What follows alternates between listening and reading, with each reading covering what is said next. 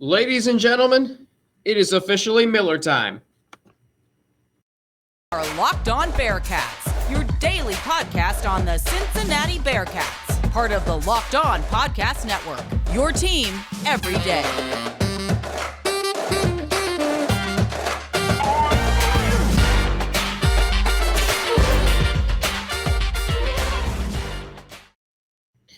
Thank you so much for making Locked On Bearcats your first listen of every day. Well, technically, this is not your first listen of every day because this is a special bonus content. It is 9:30 on a Tuesday night, but we've got breaking news out of the University of Cincinnati. The Bearcats men's basketball program has landed a four-star commit for the class of 2023 in Jizzle James. And here to help us break this all down, what it means for the men's basketball program, one of the most momentous signings in the history of the men's basketball program, certainly in recent history, is my colleague at AllBearcats and Sports Illustrated, Russ Heltman. Russ, thanks for staying up late, and take us into the timeline of how this went down. Jizzle James putting on Twitter last night that he was going to commit tonight at 9 o'clock.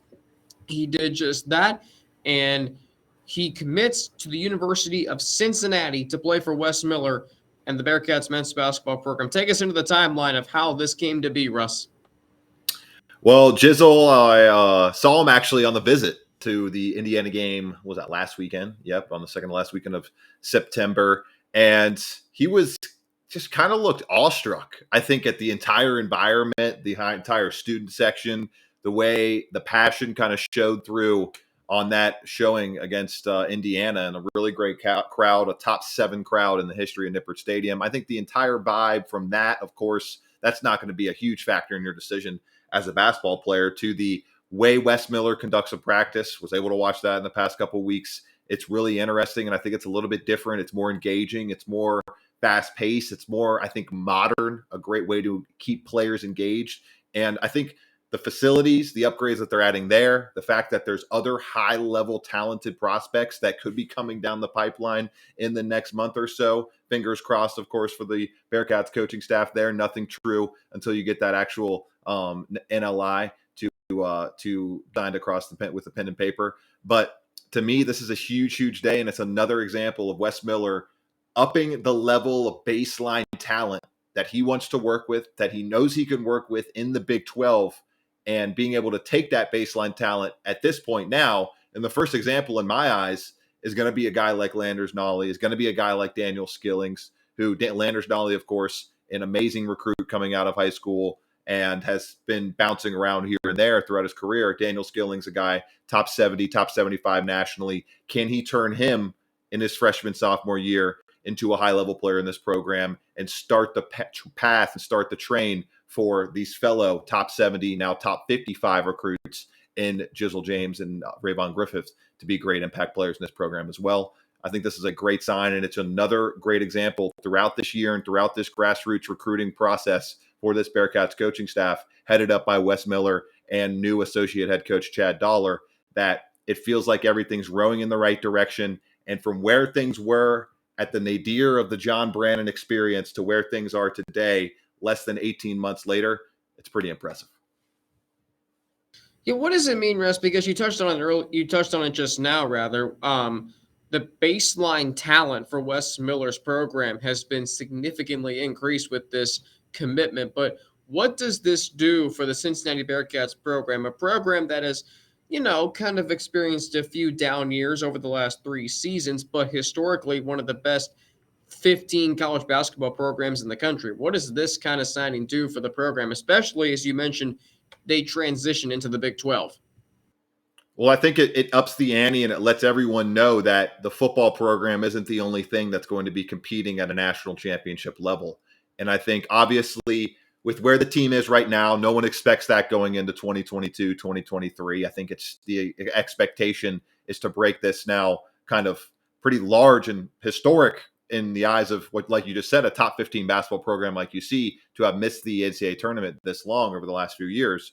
And so the expectations just continually keep on rising, as they have for the football program. And I think the two are going to start feeding off one another in a Big 12, Alex, that, as we've seen so far, and obviously it's a small sample size. It's mostly just non-conference, and it could just be a one-year thing.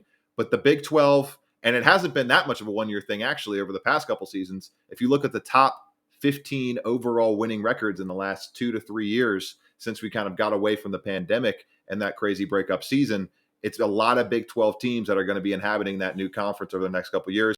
And we've already talked about ad nauseum over a couple podcasts how good the basketball is going to be in the Big 12. So the fact that you have the history, you have the legacy, you have a program that is in all those, I see all those Fox Sports graphics where it's like back-to-back national championships, all these players of the year, and it's always seemingly a UC logo and then a bunch of other blue bloods. So that's the kind of legacy you can build off of while having the funding, having the support, and having the talent level to go against in this new conference to make everything come together, along with obviously what is most important in my eyes in the college basketball program, that coach in Wes Miller and that coaching staff that he's built, I think pretty well so far through the first season or so. We'll see how it looks in continuing that path towards establishing a winning program in 22-23.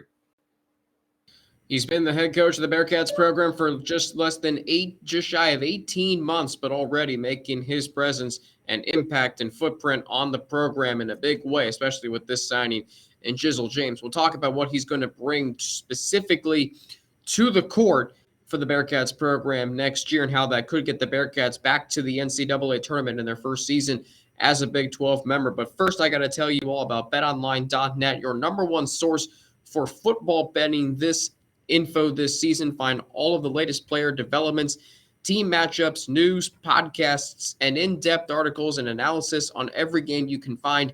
As always, BetOnline remains your continued source for all your sport wagering information.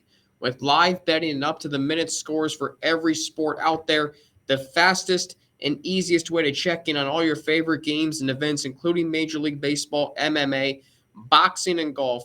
Head to betonline.net or use your mobile device to learn more. BetOnline, where the game starts. Back here, Locked On Bearcats on a late night. Russ Heltman joining me, my colleague at AllBearcats and Sports Illustrated. Alex Frank here with you as we break down the commitment of four-star recruit for the class of 2023, Jizzle James, to the Cincinnati Bearcats men's basketball program. Russ, from a on-the-court standpoint, what does this do for next year's roster and the Bearcats as they transition into the Big 12? Well, I think it's something that we saw early on from Wes Miller, those deep lineups, playing 10 men, playing 11 men at some points during the non-conference, and then he kind of shortened the rotation up once injuries started to hit. But for me, and I think it's been a big pitch for this entire team, and it's something that you have to look at from an analytical perspective of different ball handlers having the ball at different points of the game. You want to be able to space out the ball handling in a physical conference like the Big 12. You want to be able to have guys at four positions. And I think it's going to be capped at four with the way he's recruiting centers. And that's maybe a conversation for a different day with all these 5 stars that he has with interest over the next couple of years, big man wise. But the fact that he has made an emphasis of that throughout the first year of his coaching tenure, he made an emphasis of that at Media Day last week saying, I want guys in the backcourt that can be interchangeable in terms of point guards with the basketball. He doesn't want it to be the David DeJulius show like it kind of was at points last year, because that can get stagnant, that can wear out one player, and I don't think is a very conducive way, especially when you get into the Big 12 and how physical that conference is going to be, way to win basketball games at a high level in the college level. So the fact that Jizzle James can come in, the fact that Rayvon Griffith as a wing and how big he is can come in over 6'3", over 6'4", and be able to handle the basketball, and potentially, knock on wood, if Isaiah Collier on November 16th, the consensus 24/7 composite rating #1 overall player and top 5 consensus player overall on all the major recruiting services commits to this team, then you're really cooking with gas in terms of, like, look at Baylor, for example. That's the model you're trying to put through here. Tough, hard-nosed, bulldog guards, 3 deep at that position that can handle the basketball and be able to play masterful defense while shooting the lights out and play make at the other end. That's what we saw from the Baylor Bears and their national title winning squad, and really dominant showing with Coach Drew over the past few years. And I think that's the best way to win basketball games in the Big 12, the toughest conference in America. In terms of history, where does this commitment rank for you amongst great Bearcat players to commit to this program?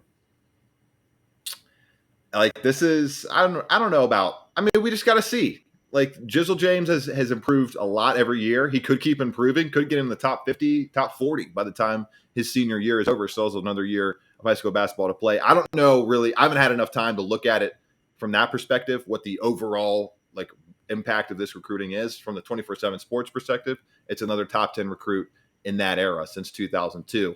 So it's up there. It's top 15, probably top 20. This recruitment is, and to go along with Rayvon Griffith, the fact is, Alex, for lack of a better word, this could be the greatest recruiting year in the history of the program if things fall perfectly over the next month and a half with some of the guys they have lined up, and it could be the best 2-year recruiting test easily in the history of this program with some of the guys that they've been having interest with and getting interest back from in the 2024 and 25 classes. So it's really amazing how quickly Wes Miller has put his nose to the grindstone, gotten in well with these, not gotten in well, but been there for all of these games, been there in all these moments for these players when they're improving on these grassroots circuits and really proving that he's a guy that not only can talk the talk, but he can walk the walk with the tradition behind them, with the facilities behind him, with the city of Cincinnati behind him, and with the Big 12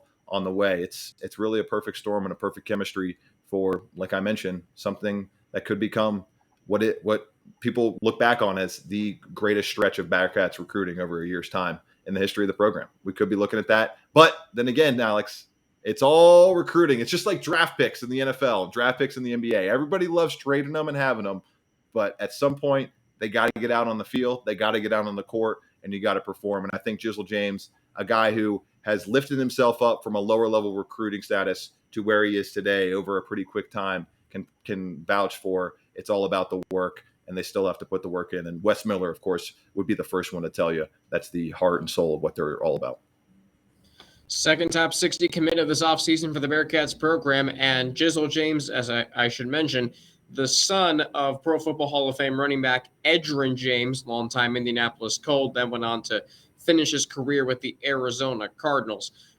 Before we get to the wrap-up of tonight's bonus episode, I got to tell you all about Nissan, and our partners there have worked with us to create a new segment across the Locked On College Network titled Thrilling Moments, where we highlight the most exciting play from the past weekend's game, the Bearcats game, or throughout the history of the University of Cincinnati. And this week's thrilling moment from the Bearcats, and we'll keep it at basketball, is Jizzle James committing. Now, if we talk about a thrilling moment from recent Bearcats history, you know what? Let's bring up the Houston game in 2018, down 18 in the first half at Northern Kentucky, rallying to win that game 80-70 with a furious close of the first half and then pulling away in the second half. This segment has been inspired by the thrilling new designs featured across Nissan's new lineup of vehicles. Pursue what thrills you in the all-new Frontier, Armada, or Pathfinder today, available now at nissanusa.com. Russ, this has been a great bonus episode with you here on Locked On Bearcats, breaking down the commitment of Jizzle James, the 15th. Let me see what you wrote here for AllBearcats. 15th best point guard in the class of 2023, 53rd ranked player, 60th best player per ESPN, 53rd per 24/7 Sports. Russ, you and I are back at it Thursday morning. We'll have our weekly conversation about the Bearcats game against Tulsa that took place last weekend. A good win for Cincinnati. You and I both have some observations from that game. We'll look ahead to a homecoming game on Saturday against, South Florida. And we'll mix in a very, very marquee regular season primetime game for the Bengals Sunday night at the Baltimore Ravens. Sounds like a plan for Thursday morning, wouldn't you say so, Russ? Yeah, it's going to be a lot of fun. And just final thoughts on Jizzle James and the entire recruiting process for the Bearcats so far here. It's amazing how patience is a virtue with a lot of these things. And patience, I think, is going to really start to pay off for Bearcats fans after going through what they had to go through and kind of what all went down and everything with the last regime. And now here they are with Wes Miller And with this train of recruiting that's moving really fast, Jizzle James, 53rd ranked player in the class, as we mentioned, 9th ranked point guard by 24/7 Sports Composite. Just a really great package of skills, a great work ethic. His dad, Edrin James, known for his hard-nosed, tough attitude in the NFL. I think he's passed that down to his son. We're going to see that kind of propagate itself through the entire Bearcats, just Bearcats type of mentality and effort on the court. I think Wes Miller is fully aware and fully embracing that 90s style toughness edge that those Bearcats Final Four teams had back then, and that Bearcats basketball has seemingly come to embody now. So it's a really great day for Bearcats fans. They should celebrate. It's a top 10 recruit in the history of 24/7 sports for this team, and it should be very interesting to see how he pairs with Rayvon Griffith and possibly Isaiah Collier or who else they bring in to continue that backcourt lineage in the UC basketball team. Circled that day, November 16th, as Isaiah Collier announces his commitment that day, a 5-star prospect. Could he be the next piece of hashtag the movement for the University of Cincinnati?